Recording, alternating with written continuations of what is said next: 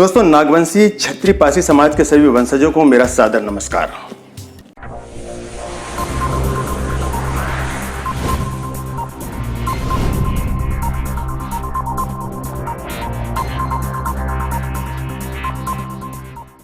दोस्तों, पासी वंश के साम्राज्य को हथियाने के लिए कुछ कथित समाजों ने, जिन्हें वर्तमान में सवर्ण समाज का दर्जा प्राप्त है, युद्ध किया।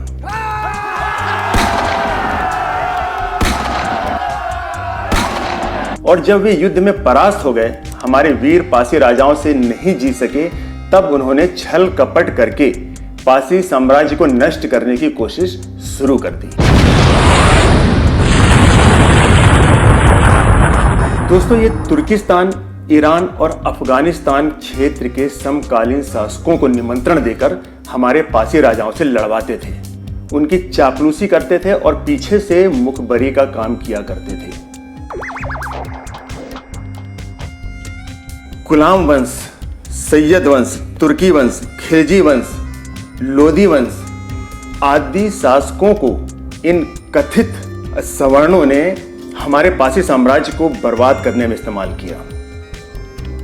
और बड़े दुख के साथ कहना पड़ रहा है कि इन्होंने अपनी बहन बेटियों की शादी इनके साथ करके रिश्तेदारी कायम कर ली, ताकि ये अपने इरादों में सफल हो सकें, पासी साम्राज्य को हथिया सकें या पासी साम्राज्य को नष्ट कर सकें। दोस्तों, कल के ये देश के गद्दार आज देशभक्त बने फिर रहे हैं। और दोस्तों, मुझे यह कहते हुए भी बड़ा गर्व हो रहा है कि पासी समाज ने कभी देश के साथ गद्दारी नहीं की। भले ही वे अपने राजपाट से विलग होकर विमुक्त, वनवासी, खाना बदोश या मेहनत मजदूरी करने लगे हैं। दोस्तों, जब हमारा देश आजाद हुआ और अंग्रेज सत्ता को हस्तांतरित करके हमारा भारत देश छोड़कर चले गए, तब उनसे सिर्फ एक चीज कथित सवर्ण समाज ने ले ली। जानते हैं क्या? वो थी डिवाइड एंड रूल, जिसके तहत उन्होंने जी जान लगाकर हम पर, हमारे भारत पर राज किया था, मगर वे पूरी तरह से सफल नहीं हो पाए और अंततः उन्हें हमारा भारत छोड़ना पड़ा। दोस्तों, इस नीति को अपनाते हुए हमारे भारतीय कथित सवर्ण समाज ने क्या किया? उन्होंने हमारे पासी समाज के ऊपर डिवाइड एंड रूल का नियम लागू कर दिया और इसमें हमारे पासी समाज की जो जितने भी उपजातियां हैं, इनमें बिखराव ला दिया। यानी क्या किया? कुछ को इन्होंने ओबीसी में रख दिया, कुछ को एससी में रख दिया, ताकि ये आपस में फिर से ना मिल पाए और ये फिर से हमारे ऊपर शासन ना कर सकें। दोस्तों, हमें इस चीज को समझना है कि हमें पासी समाज को संगठित करना है। पासी समाज इतना बड़ा है कि यदि ये संगठित हो जाए तो फिर से वही राजपाट, शान शौकत और साम्राज्य हमारा कायम हो सकता है। हमारी अनेक उपजातियां हैं जिनमें आज भी बिखराव है, मगर दोस्तों, विचार भले ही अलग हो, लेकिन हमारा जो लक्ष्य है वो यदि एक हो गया तो हमारा पासी साम्राज्य वापस लौटने में वक्त नहीं लगेगा।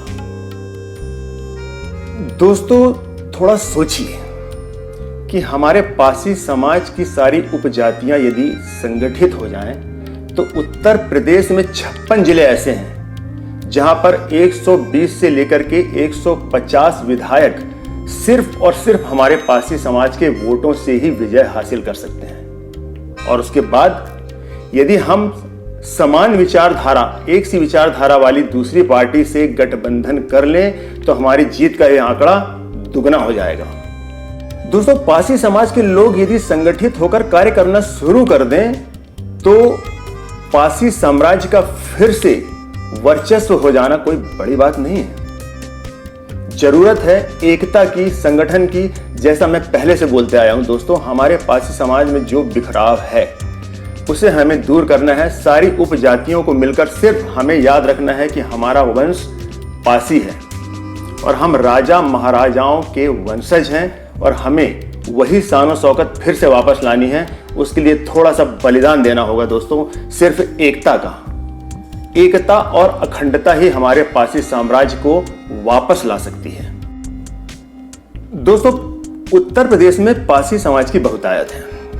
इसी तरह पंजाब, हरियाणा, बिहार, मध्य प्रदेश आदि में भी पासी उपजातियों की बहुतायत है।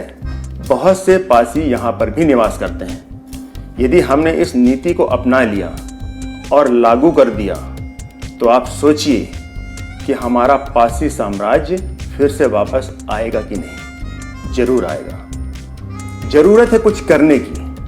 हम संगठित हों और हम इस विचारधारा को लेकर चलें कि हम पासी समाज के हैं, ना कि उपजातियों में विभाजित होकर एक दूसरे के विचारों से विलग हों, अलग हों, बिखराव लाएं। तो दोस्तों, मूल मंत्र है सिर्फ और सिर्फ ये कि हमें संगठित होना है। मुझे उम्मीद है दोस्तों मेरा ये वीडियो आपको जरूर पसंद आया होगा और मैं आपसे फिर रिक्वेस्ट करता हूं दोस्तों, यदि मेरा वीडियो आपको पसंद आता है तो आप मेरे वीडियो को लाइक करें, शेयर करें, मेरे चैनल को सब्सक्राइब करें और बेल आइकन को जरूर दबा दें दोस्तों, ताकि मैं आपसे जुड़ा रहूं, आप मुझसे जुड़े रहें। मेरे जितने भी वीडियोस हैं आप तक पहुंचते रहें दोस्तों। मैं निरंतर पासी समाज के लिए कार्य करता रहा हूं, करता रहूंगा, ये मेरा आपसे वादा है। अगले वीडियो में मैं आपसे फिर मिलूंगा। तब तक के लिए जय हिंद, जय पासी समाज।